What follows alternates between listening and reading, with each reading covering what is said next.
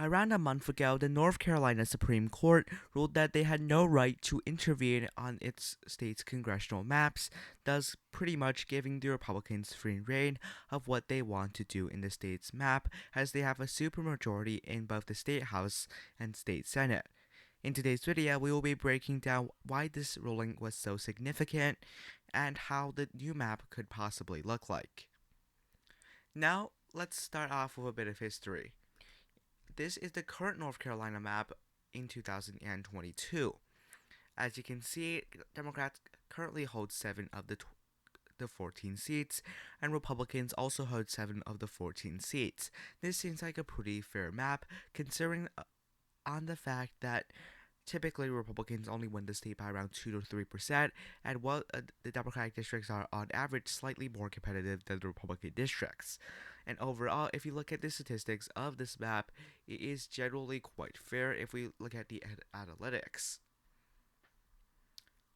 If you look at this, there is typically all these measures are pretty good.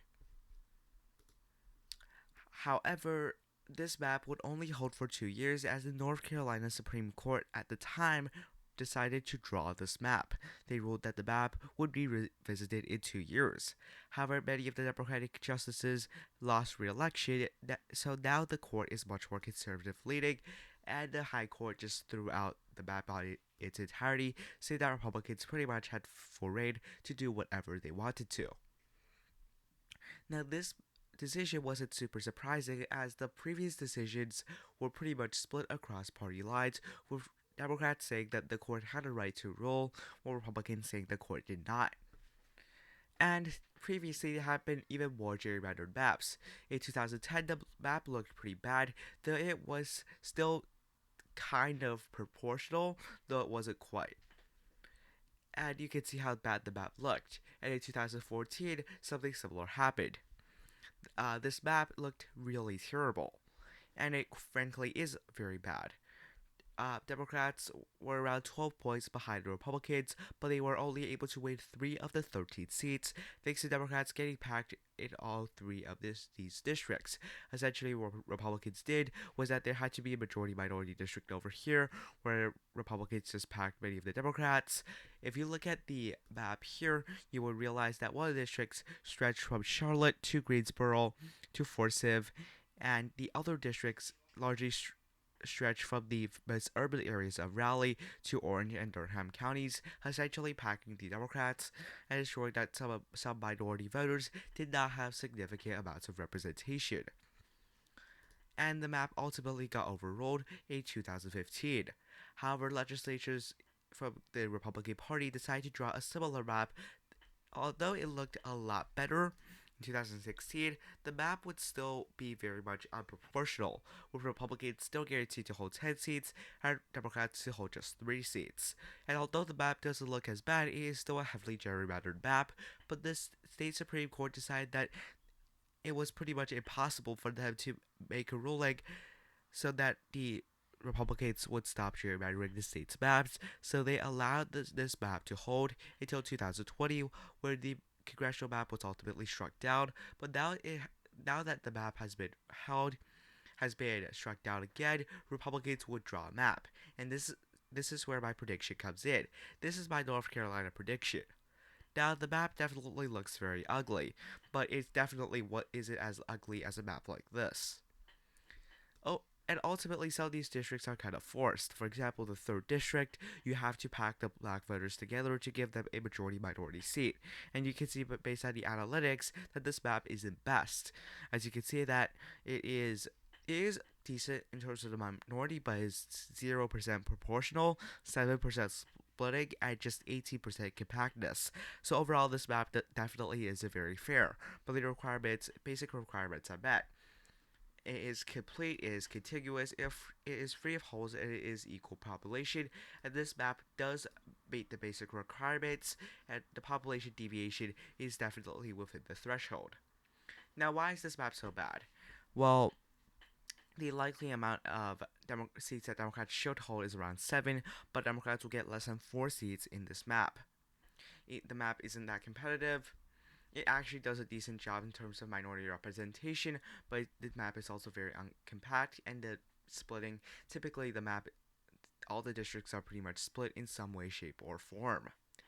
Nonetheless, this map is still a map that is definitely not going to get struck down because the map is legal and the North Carolina Supreme Court is not going to intervene in terms of the creation of this new map.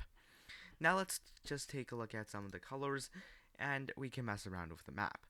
The 11th district, first of all, does end up accounting for this county, which is Macomb County, where there is a lot of Democratic voters in this county that will be split around, which means that they will be living in a Republican district. Though that is not very surprising, given that this district you really can't give these Democrats any representation, even if you wanted to.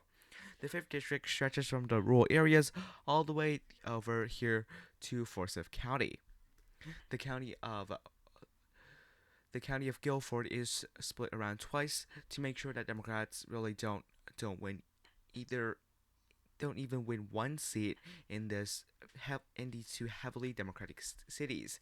Now, in the 2020 map, essentially, in the 2020 congressional district map, Democrats did have one seat around the Greensboro and Forsyth area, but that Democratic district will no longer exist.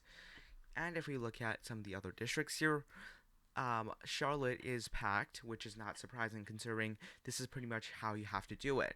Now, in the current map, where Democrats actually have 2 seats in the Charlotte area, but in the new map they would only have 1. Democrats also have 2 seats around this region. Now it is packed into just 1 seat, and Democrats only have 1 seat in the entirety of the Raleigh and these rural black voter areas.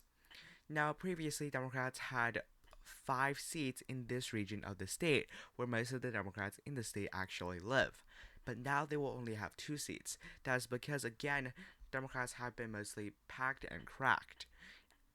If you look at the partisan leans in some of these districts, you can see how I combined the blue areas of the state and pretty much surrounded it with the Raleigh area, and the 4th district is just a heavy pack of the area of Raleigh and the county of Durham and Durham County. So overall, this map is definitely not representative, but at the end of the day, I think Republicans will do something similar to this, given that the North Carolina Supreme Court has already indicated they will pretty much not do anything to strike down the map, as the requirements of this map are actually all met. This map will most certainly not get struck down by the court. Thank you for watching. Have a nice day. Goodbye.